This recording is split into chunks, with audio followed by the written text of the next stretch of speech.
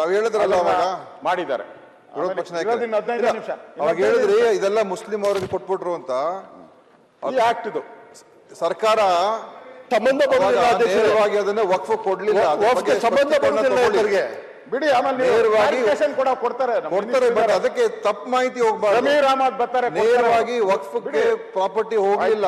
ಸರ್ಕಾರ ತಗೊಂಡು ಅಂದ್ರೆ ಇವ್ಯಾಕ್ಯೂ ಪ್ರಾಪರ್ಟಿ ಅಂತ ಆಯ್ತು, ಪ್ರಾಪರ್ಟಿ ಅಂತ ಆಯ್ತು, ಬೇರೆ ಬೇರೆ ಕಾನೂನುಗಳಿದೆ.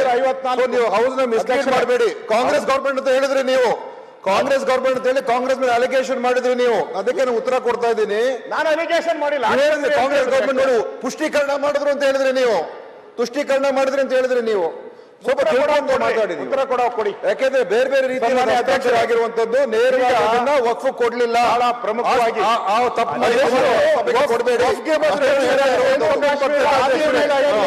ಎನಿಮಿ ಪ್ರಾಪರ್ಟೀಸ್ ಅಸೆಟ್ಸ್ ಅಂತ ಒಂದು ಆಕ್ಟೇ ಇದೆ.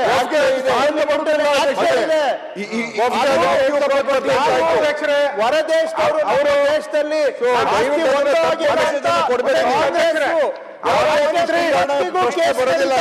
ಮಂತ್ರಿ ತರ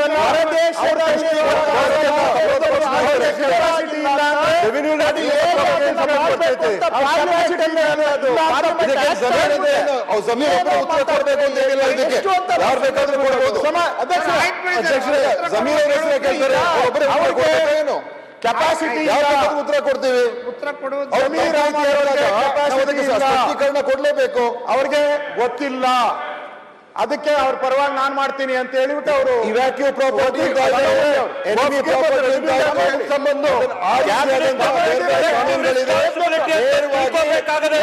ಕೊಡ್ಲಿಲ್ಲ. ಅವಾಗ